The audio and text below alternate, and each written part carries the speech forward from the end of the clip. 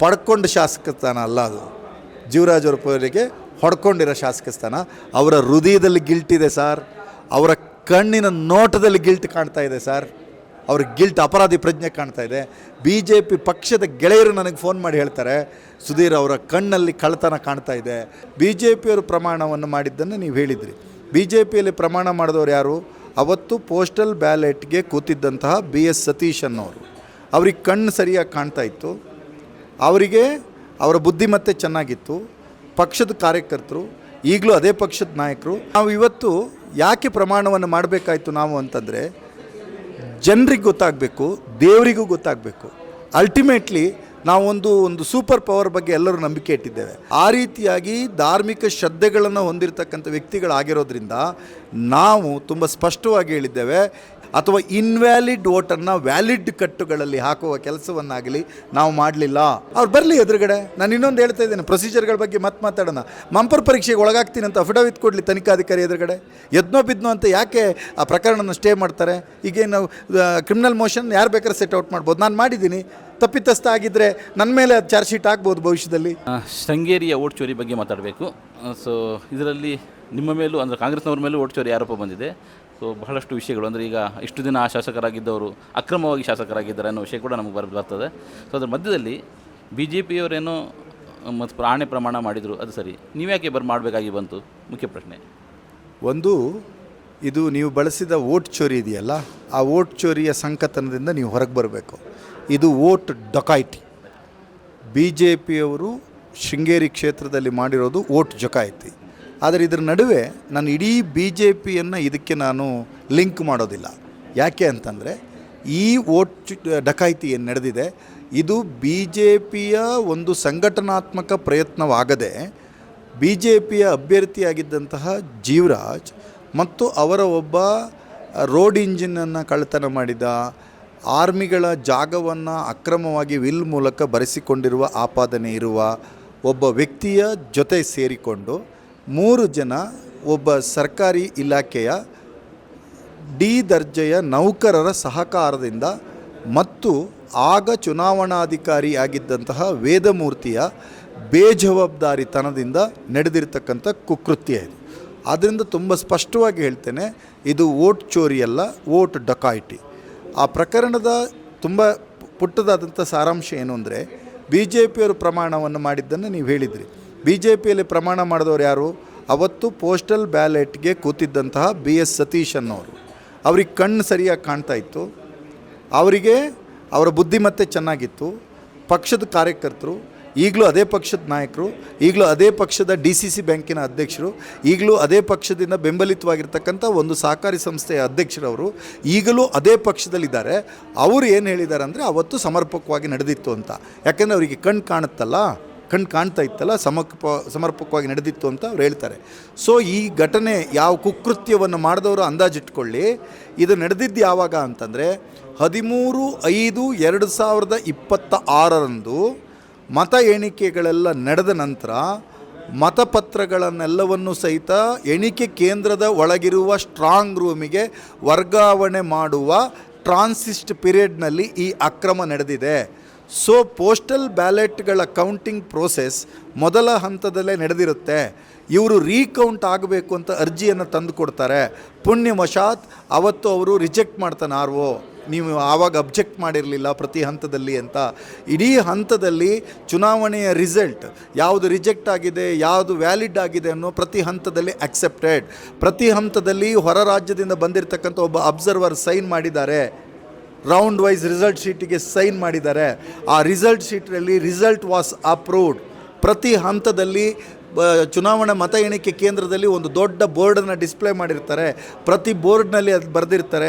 ಅವತ್ತಲ್ಲಿ web camera ಇರ್ತದೆ, CCTV ಇರ್ತದೆ, ಅವತ್ತಲ್ಲಿ videography ಇರ್ತದೆ. ಅವತ್ತೇ ಅವರು ಯಾಕೆ ಮತ ಎಣಿಕೆ ಆಗಲೇಬೇಕು ಅಂತ ಗಟ್ಟಿಯಾಗಿ ಹಕ್ಕೊತ್ತಾಯ ಮಾಡಿಲ್ಲ 4:15 4:45 ತಡ ಹೊತ್ತಿನಲ್ಲಿ ಅಂತಂದರೆ, ಅವತ್ತೇ ಮಾಡಿದರೆ ಅವತ್ತೊಬ್ಬ ಅಬ್ಸರ್ವರ್ ಇರ್ತಾನೆ, ಅವನು ತಕ್ಷಣವೇ ಅಲ್ಲಿರೋ ವಿಡಿಯೋಗ್ರಫಿಯನ್ನು ತೆಗೆದು ನೋಡಿದಾಗ ಇವರ ಅಕ್ರಮ ತಕ್ಷಣಕ್ಕೆ ಬಯಲಾಗುತ್ತೆ ಅನ್ನುವ ಕಾರಣಕ್ಕಾಗಿ ಕಾದು ಹೈಕೋರ್ಟಿಗೆ ಹೋಗಿ ಅರ್ಜಿ ಹಾಕಿ ಮಾಡಿದ್ದಾರೆ. ತುಂಬ ಸ್ಪಷ್ಟವಾಗಿ ಹೇಳ್ತೇನೆ, ಈ ರಿಸಲ್ಟಿನ ಬೆನಿಫಿಷರಿ ಆದಂಥ ಡಿ ಎನ್ ಜೀವರಾಜ್ ಮತ್ತು ಆತನ ಒಬ್ಬ ಸಹಚರ DN ಜೀವರಾಜ್ ಅವರಿಗೆ ನೆನ್ಪಿಟ್ಕೋಬೇಕು, ಸರ್ಕಾರಿ ದಾಖಲೆಗಳನ್ನು ತಿದ್ದಿರುವ ಕಾರಣಕ್ಕಾಗಿ ಚಾರ್ಜ್ ಶೀಟ್ ಹಾಕಿ ಬೆಂಗಳೂರಿನ ಜನಪ್ರತಿನಿಧಿಗಳ ನ್ಯಾಯಾಲಯದಲ್ಲಿ ಒಬ್ಬ ಆರೋಪಿಯಾಗಿರ್ತಕ್ಕಂಥ ವ್ಯಕ್ತಿಯವರು. ಸೊ ಇದನ್ನು ನಮ್ಮ ಫೆಲಸಿಯಲ್ಲಿ ಲೀಗಲ್ ಇದರಲ್ಲಿ EDMಸಲ್ಲಿ ಒಂದು ಸಾಲ್ ಬರ್ತದೆ ಲೋಹಾನಿ ಅವರೇ, ಫಾಲ್ಸಸ್ ಇನ್ ನೋ ಫಾಲ್ಸಸ್ ಇನ್ ಆಲ್ ಅಂತ. ಇದು ಥಿಯರಿ ಅದೇನೆ, ಒಂದರಲ್ಲಿ ತಪ್ಪು ಮಾಡಿದವನು ಮತ್ತೊಂದರಲ್ಲಿ ಮಾಡಿರ್ತಾನೆ ಅನ್ನೋದಕ್ಕೆ ನಾನು ಇದನ್ನು ಹೇಳಿದೆ. 100ಕ್ಕೆ 100 ಅದು ಮತ ಚೋರಿ ಮಾತ್ರ ಅಲ್ಲ, ಮತ ಡಕಾಯಿತಿ. ಆ ಡಕಾಯಿತಿ ಕೆಲಸವನ್ನು 13/5/2023 ಮತ ಎಣಿಕೆಯ ನಂತರ ಈ ಕೃತ್ಯ ನಡೆದಿದೆ. ನೀವು ನನ್ನ ಪ್ರಶ್ನೆಗೆ ಉತ್ತರ ಕೊಡಲಿಲ್ಲ, ನೀವು ಯಾಕೆ ಪ್ರಮಾಣ ಮಾಡಿದರೆ? ಅಲ್ಲಿ ಪ್ರಮಾಣ ನಾವು ಮಾಡಬೇಕೇನಿತ್ತಂದರೆ ಲೋಹಾನಿ ಅವರೇ, ನಾವೆಲ್ಲ ಧರ್ಮಶ್ರದ್ಧೆಗಳನ್ನು ಹೊಂದಿದವರು, ನಾವೆಲ್ಲರೂ ಸಂವಿಧಾನಬದ್ಧವಾಗಿ ಬದುಕ್ತಕ್ಕಂಥವ್ರು, ನಾವೆಲ್ಲರೂ ಜನರ ನಡುವೆ ಓಡಾಡ್ತಕ್ಕಂಥವ್ರು. ನಾವು ಇವತ್ತು ಯಾಕೆ ಪ್ರಮಾಣವನ್ನು ಮಾಡಬೇಕಾಯ್ತು ನಾವು ಅಂತಂದರೆ, ಜನರಿಗೆ ಗೊತ್ತಾಗಬೇಕು, ದೇವರಿಗೂ ಗೊತ್ತಾಗಬೇಕು. ಅಲ್ಟಿಮೇಟ್ಲಿ ನಾವು ಒಂದು ಸೂಪರ್ ಪವರ್ ಬಗ್ಗೆ ಎಲ್ಲರೂ ನಂಬಿಕೆ ಇಟ್ಟಿದ್ದೇವೆ. ಅದನ್ನು ಬೇರೆ ಬೇರೆ ಹೆಸರುಗಳಲ್ಲಿ ನಾವು ಕರಿತಾ ಇದ್ದೇವೆ.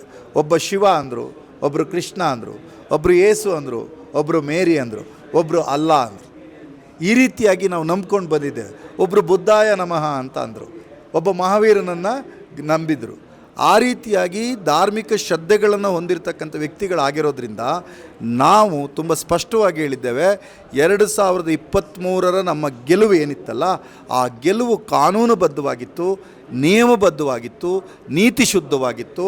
ಅವತ್ತು ನಾವು ಯಾವುದೇ ರೀತಿಯ ಟ್ಯಾಂಪರಿಂಗ್ ಚಟುವಟಿಕೆಗಳನ್ನಾಗಲಿ ಅಥವಾ ಇನ್ವ್ಯಾಲಿಡ್ ವೋಟನ್ನು ವ್ಯಾಲಿಡ್ ಕಟ್ಟುಗಳಲ್ಲಿ ಹಾಕುವ ಕೆಲಸವನ್ನಾಗಲಿ ನಾವು ಮಾಡಲಿಲ್ಲ. 3 ಹಂತದ ಮತಗಳಿರ್ತದೆ, 3 ತರಹದ್ದು. ETPBS ಅಂದರೆ ಆರ್ಮಿ ಪರ್ಸನಲ್ಲಿ ಕೊಡ್ತಕ್ಕಂಥ ವೋಟಿಂಗ್ ರೈಟ್, ಪೋಸ್ಟಲ್ ಬ್ಯಾಲೆಟ್ಸ್ ಮತ್ತು EVM ಅಲ್ಲಿ ಸುಮಾರು 300 ಚಿಲ್ಲರೆ ಮತಗಳನ್ನು ಲೀಡ್ ತೊಗೊಂಡಿದ್ದಾರೆ. ETPBSಲ್ಲಿ ಅವರಿಗಿಂತ 4 ಮತಗಳನ್ನು ಲೀಡ್ ಜಾಸ್ತಿ ತೊಗೊಂಡಿದ್ದಾರೆ. ಹಾಗಾದರೆ ಪೋಸ್ಟಲ್ ಬ್ಯಾಲೆಟಲ್ಲಿ ನಮಗೆ ಕಡಿಮೆ ಇರ್ಬೋದು, ಆದರೆ ಈ ಮಟ್ಟದ ಕಡಿಮೆ ಯಾಕಾಗಿದೆ ಅನ್ನೋದನ್ನು ಗಮನಿಸಿ ನೋಡಬೇಕು. ಇದನ್ನು ಅವರು ತಿದ್ದಿದ್ದಾರೆ. ಇದು ಸತ್ಯ, ಇದು ಸತ್ಯ, ಇದು ಸತ್ಯ. ನಮ್ಮ ಜನರಿಗೆ ಧಾರ್ಮಿಕ ಕ್ಷೇತ್ರಗಳಲ್ಲಿ ನಿಂತು ನಾವು ತುಂಬ ಧೈರ್ಯದಿಂದ ಹೇಳ್ತಾ ಇದ್ದೇವೆ.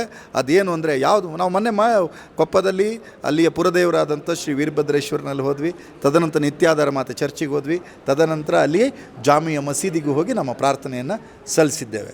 ನಮಗೆ ಸಕಲ ಮತಧರ್ಮದವರು ನಂಬಿಕೊಂಡು ಬರತಕ್ಕಂಥ ಎಲ್ಲ ಶ್ರದ್ಧಾ ಕೇಂದ್ರಗಳಲ್ಲಿ ನಿರಂತರವಾದ ಪ್ರಾರ್ಥನೆಯನ್ನು ನಾವು ಸಲ್ಲಿಸ್ತೇವೆ.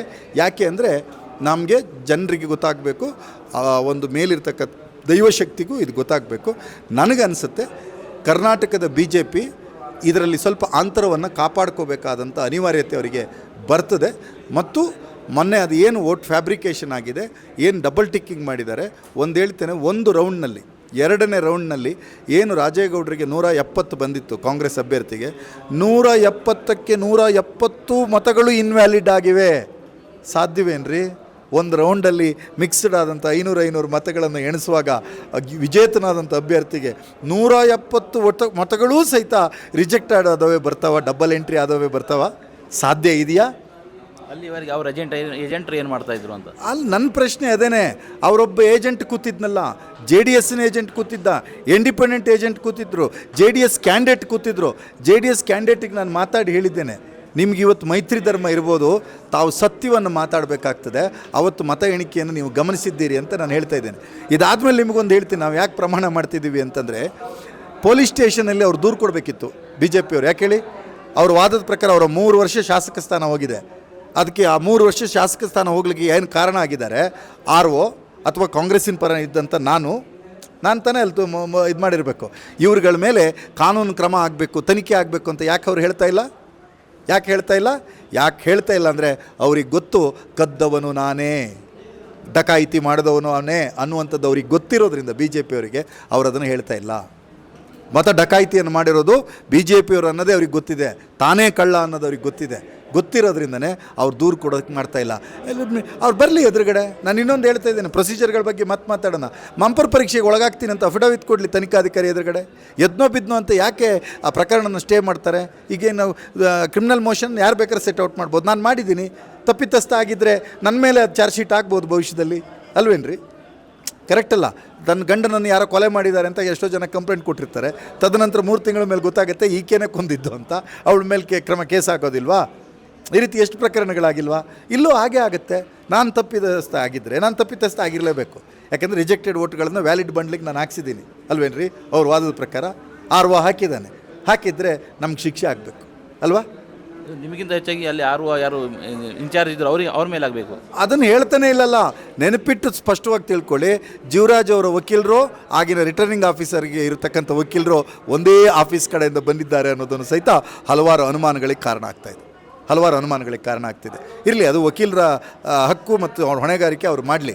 ಆದರೆ ಇಲ್ಲಿ ನಾವು ಸ್ಪಷ್ಟವಾಗಿ ಹೇಳ್ತಕ್ಕಂಥದ್ದು ಏನು ಅಂತಂದರೆ, ಅವತ್ತು ಮತ ಎಣಿಕೆ ಆಗಿ ಅಲಾಟ್ಮೆಂಟ್ ಆಗುತ್ತಲ್ಲ ವ್ಯಾಲಿಡ್ ಓಟು, ಬಂಡಲ್ಗಳು ಮಾಡ್ತಾರೆ. ಅದನ್ನು ಓಪನ್ ಬಂಡಲಲ್ಲಿ ಇಟ್ಟಿದ್ರು, ಓಪನ್ ಕವರಲ್ಲಿ ಇಟ್ಟಿದ್ರು. ಸೊ ಮತ ಚೋರಿಯನ್ನು ಮಾಡಿದ್ದಾರೆ ಅಂತ ಹೇಳಿದ್ರಲ್ಲ, ಮತ ಡಕಾಯಿತಿ ಮಾಡಿದ್ದಾರೆ. ಈಗಲೂ ಸಹಿತ ಅವ್ರು ಬಂದುಬಿಡಲಿ, ನಾವು ಮಂಪರ್ ಪರೀಕ್ಷೆಗೆ ಒಳಗಾಗ್ತೀವಿ ಅಂತ. ಯಾರ್ಯಾರು ಆಗೋಣ? ನಾನು ಮಂಪರ್ ಪರೀಕ್ಷೆಗೆ ಒಳಗಾಗೋಣ, ಜೀವರಾಜ್ ಅವರ ಏಜೆಂಟ್ BS ಸತೀಶ್ ಇದ್ರಲ್ಲ ಅವರು ಮಂಪರ್ ಪರೀಕ್ಷೆಗೆ ಒಳಗಾಗೋಣ, ಸ್ವತಃ ಜೀವರಾಜ್ ಅವರು ಒಳಗಾಗಲಿ. ಮತ್ತು ಅವ್ರ ಜೊತೆಗೆ ಸಹಕಾರಿಯಾಗಿ ನಿಂತು ನಾವು ಇತರರು ಅನ್ನುವ ಆರೋಪಿ ಪಟ್ಟಿಯಲ್ಲಿ ಇಟ್ಟಿದ್ದೀವಲ್ಲ, ಅವರ ರೋಡ್ ಇಂಜಿನ್ ಕಳ್ಳ, ಒಬ್ಬ ಕಳಪೆ ಗುತ್ತಿಗೆದಾರ, ಅವನು ಮಂಪರ್ ಪರೀಕ್ಷೆಗೆ ಒಳಗಾಗಲಿ. JDSನ ಅಭ್ಯರ್ಥಿ ಅದೇ ಟೇಬಲಲ್ಲಿ ಕೂತಿದ್ರಲ್ಲ ಸುಧಾಕರ್ ಶೆಟ್ಟರು, ಅವರು ಮಂಪರ್ ಪರೀಕ್ಷೆಗೆ ಒಳಗಾಗಲಿ. JDSನ ಒಬ್ಬರು ಏಜೆಂಟ್ರು ಕೂತಿದ್ರಲ್ಲ ಅವರು ಮಂಪರ್ ಪರೀಕ್ಷೆಗೆ ಒಳಗಾಗಲಿ. ಸತ್ಯ ಹೊರಗೆ ಬರುತ್ತಲ್ಲ. ಈಗ ಒಂದು ಕ್ರಿಮಿನಲ್ ಪ್ರಕರಣ ದಾಖಲಾಗಿದೆ, ಅದಕ್ಕೆ ತಡೆಯಾಜ್ಞೆ ಯಾಕೆ ತರ್ತಾರೆ? ತಗೊಂಡೋಗಿ ಎಲ್ಲರೂ ಶುದ್ಧವಾಗಿ ಹೊರಗೆ ಬಂದುಬಿಡೋಣ ಜನರ ಎದುರುಗಡೆ ಅಲ್ವಾ? ಹಾಗಾದರೆ ಜೀವರಾಜರವರು ಎಷ್ಟು ದಿನ ಶಾಸಕರಾಗ್ಬೋದು? ನನಗೆ ಅನಿಸುತ್ತೆ ನೋಡಿ, ನಾನು ಹೇಳ್ತಾ ಇದ್ದೀನಿ, ನನಗೆ ಅಪಾರ ಶ್ರದ್ಧಾ ಭಕ್ತಿಗಳನ್ನು ಹೊಂದಿರತಕ್ಕಂಥ, ಎಲ್ಲೆಲ್ಲಿ ಸಾವಿರಾರು ಜನ ಸೇರಿ ಪ್ರಾರ್ಥನೆಗಳು ಸಲ್ಲಿಸಲ್ಪಡ್ತವೆ ಅಲ್ಲೆಲ್ಲವೂ ಸಹಿತ ಒಂದು ದೈವಶಕ್ತಿ ನೆಲೆಗೊಂಡಿರುತ್ತೆ ಅನ್ನೋದು ನಂಬಿರೋನು. ಸೊ ಅಲ್ಲಿ ಪ್ರಾರ್ಥನೆಯನ್ನು ಮಾಡಿದ್ದೇವೆ. ಎರಡನೇದು, ಸಂವಿಧಾನಬದ್ಧವಾಗಿ ಬಾಬಾ ಸಾಹೇಬ್ ಅಂಬೇಡ್ಕರ್ ಮತ್ತು ಗಾಂಧಿ ಪ್ರಣೀತವಾಗಿರ್ತಕ್ಕಂಥ ಸಂವಿಧಾನದ ಕೆಳಗಿರ್ತಕ್ಕಂಥ ನ್ಯಾಯಾಲಯದಲ್ಲಿ ನಮ್ಮ ವಿನಂತಿಯನ್ನು ಮಾಡಿದ್ದೇವೆ. ಮತ್ತು ಜನಾರ್ದನರ ಎದುರುಗಡೆನೂ ಸಹಿತ ವಿನಂತಿಯನ್ನು ಮಾಡಿದ್ದೇವೆ. ನಮಗೆ ನ್ಯಾಯ ಸಿಕ್ಕುತ್ತೆ. ಅವರು ಒಬ್ಬ ಪಡ್ಕೊಂಡ ಶಾಸಕ ಸ್ಥಾನ ಅಲ್ಲ, ಅದು ಜೀವರಾಜ್ ಅವರ ಪವರಿಗೆ ಹೊಡ್ಕೊಂಡಿರೋ ಶಾಸಕ ಸ್ಥಾನ. ಅವರ ಹೃದಯದಲ್ಲಿ ಗಿಲ್ಟ್ ಇದೆ ಸರ್, ಅವರ ಕಣ್ಣಿನ ನೋಟದಲ್ಲಿ ಗಿಲ್ಟ್ ಕಾಣ್ತಾ ಇದೆ ಸರ್, ಅವ್ರ ಗಿಲ್ಟ್ ಅಪರಾಧಿ ಪ್ರಜ್ಞೆ ಕಾಣ್ತಾ ಇದೆ. BJP ಪಕ್ಷದ ಗೆಳೆಯರು ನನಗೆ ಫೋನ್ ಮಾಡಿ ಹೇಳ್ತಾರೆ, ಸುಧೀರ್ ಅವರ ಕಣ್ಣಲ್ಲಿ ಕಳ್ಳತನ ಕಾಣ್ತಾ ಇದೆ, ಅವ್ರ ಕಣ್ಣಲ್ಲಿ ಏನೋ ಒಂಥರ ಪಾಪ ಪ್ರಜ್ಞೆ ಕಾಣ್ತಾ ಇದೆ ಅನ್ನೋದು ಅವ್ರ ಪಕ್ಷದ ಗೆಳೆಯರು ಹೇಳ್ತಾರೆ. So we are very free, ನಾವು ಯಾವ ತಪ್ಪು ಮಾಡಿಲ್ಲ. ಹಾಗಾಗಿ ದೈವಸ್ಥಾನಗಳ ಎದುರುಗಡೆ ಹೋಗ್ತೀನಿ. ನಾನು ಪ್ರಾರ್ಥನೆ ಮಾಡೋಕ್ಕೆ ಹೋಗೋ ಸಂದರ್ಭದಲ್ಲಿ ನನ್ನ ಕೃಷಿಕರಾಗಿರ್ತಕ್ಕಂಥ ನನ್ನ ಜನ್ಮ ಕೊಟ್ಟಿರ್ತಕ್ಕಂಥ ನನ್ನ ತಂದೆ ತಾಯಿಗಳ ಪಾದಗಳನ್ನು ಮುಟ್ಟಿ ಹೋಗಿ ದೇವರಲ್ಲಿ ಪ್ರಾರ್ಥನೆ ಮಾಡಿದ್ದೀನಿ. ಮತ್ತು ಹೇಳಿದ್ದೀನಿ, ಜೀವರಾಜ್ ಅವರ ಊರಿನ ದೇವರಿದಾರಲ್ಲ ಅಲ್ಲೂ ಹೋಗಿ ಪ್ರಾರ್ಥನೆಯನ್ನು ಸಲ್ಲಿಸ್ತೀನಿ, ಅವರ ಮನೆಯ ದೇವರಿದಾರಲ್ಲ ಅಲ್ಲೂ ಹೋಗಿ ಸಹಿತ ಪ್ರಾರ್ಥನೆಯನ್ನು ಸಲ್ಲಿಸ್ತೀನಿ. ನನ್ನ ಕುಟುಂಬದ ನಾವು ನಂಬಿಕೊಂಡು ಬಂದಿರೋ ದೇವರಿದೆಯಲ್ಲ, ನಾಡ್ದು 15ನೇ ತಾರೀಕು ಅಲ್ಲಿ ಪುನರ್ಪ್ರತಿಷ್ಠೆ ಕಾರ್ಯಕ್ರಮ ಇದೆ, ಅಲ್ಲಿ ನನ್ನ ಮೊದಲ ಪ್ರಾರ್ಥನೆಯೇ ಇದಾಗಿರುತ್ತೆ. ತಪ್ಪಿತಸ್ಥರಿಗೆ ಶಿಕ್ಷೆ ಆಗಬೇಕು, ಸತ್ಯ ಹೊರಗೆ ಬರಬೇಕು ಅನ್ನೋದೇ ನನ್ನ ಪ್ರಾರ್ಥನೆ ಆಗಿರುತ್ತೆ. ಸೊ ಇಲ್ಲಿ ಅಕ್ರಮ ಶಾಸಕರು ಇಬ್ಬರು, ಅಂದರೆ ನೀವು 3 ವರ್ಷ ಇವರು ಅನುಭವಿಸಿದ್ದಾರೆ, ಒಂದಿಷ್ಟು ಸಮಯ ಮತ್ತೊಂದು ಆದೇಶ ಬರುವವರೆಗೆ ಜೀವರಾಜರು ಕೂಡ ಆಗಿರ್ತಾರೆ. ಸೊ ಇಲ್ಲಿ ಅಕ್ರಮ ಶಾಸಕರಿಗೆ ಏನು ಶಿಕ್ಷೆ, ಅಂದರೆ ಇಲ್ಲಿ ಏನು ಅವರಿಂದ ಪಡಿಬೇಕಾದ್ದು, ಏನು ಅವರಿಗೆ ಮೇಲೆ ಕ್ರಮ ಏನು? ನಾವು ಕ್ರಮ ಆಗಬೇಕು ಅನ್ನೋದು ಕಾರಣಕ್ಕೇ ಕ್ರಿಮಿನಲ್ ಕೇಸನ್ನು ಕೊಟ್ಟಿದ್ದೇವೆ. ನಮಗೆ ಅದರ ಬೆನಿಫಿಷಿಯರಿ ಆಗಿರ್ತಕ್ಕಂಥ ಜೀವರಾಜ್ ಅವರೇ ಈ ಕುಕೃತ್ಯದಲ್ಲಿ ಪಾಲ್ಗೊಂಡಿದ್ದಾರೆ ಅನ್ನುವಂಥದ್ದು ನಮಗೆ ಸ್ಪಷ್ಟವಾಗಿ ಗೊತ್ತಿದೆ. ಅವರು ಸಹಚರ ಯಾರು ಅಂತ ಗೊತ್ತಿದೆ, ಮತ್ತು ಇತರರ ಪಟ್ಟಿಯಲ್ಲಿ ಇರ್ಬೋದಾದಂಥ ಸಿಬ್ಬಂದಿಗಳು ಯಾರು ಅನ್ನೋದು ನಮಗೆ ಗೊತ್ತಿದೆ. ಆದ್ದರಿಂದ 3 ವರ್ಷ ಏನು TD ರಾಜೇಗೌಡರು ಶಾಸಕರಾಗಿದ್ದರು, ಅದು ನಮ್ಮ ಶೃಂಗೇರಿ ಕ್ಷೇತ್ರದ ಜನರು ಕೊಟ್ಟಿರ್ತಕ್ಕಂಥ ಆಶೀರ್ವಾದ, ಶೃಂಗೇರಿ ಕ್ಷೇತ್ರದ ಜನ ಕೊಟ್ಟಿರ್ತಕ್ಕಂಥ ಭಿಕ್ಷೆ ಅದು. ಆದರೆ ಈಗೇನು ಜೀವರಾಜ್ ಅವ್ರನ್ನ ತಾನು ಶಾಸಕ ಅಂತ ಹೇಳ್ತಿದ್ದಾರಲ್ಲ, ಅದು ಕಳ್ಳತನದಿಂದ, ವಾಮ ಮಾರ್ಗದಿಂದ, ಡಕಾಯಿತಿತನದಿಂದ ಹೊಡ್ಕೊಂಡಿರ್ತಕ್ಕಂಥದ್ದು. ಅದು ಭಾರಿ ಸಮಯ ಇರಲಾರ್ದು ಅನ್ನುವಂಥದ್ದು ನಮ್ಮ ಒಂದು ಆಸೆ, ಅಭಿಲಾಷೆ ಮತ್ತು ಅಭಿಪ್ರಾಯ. ಅದಕ್ಕೆ ದೇವರ ಆಶೀರ್ವಾದ ಸಿಗುತ್ತೆ, ಜನರ ಆಶೀರ್ವಾದ ಸಿಗುತ್ತೆ. ಓಕೆ, ಧನ್ಯವಾದ ನಿಮ್ಮ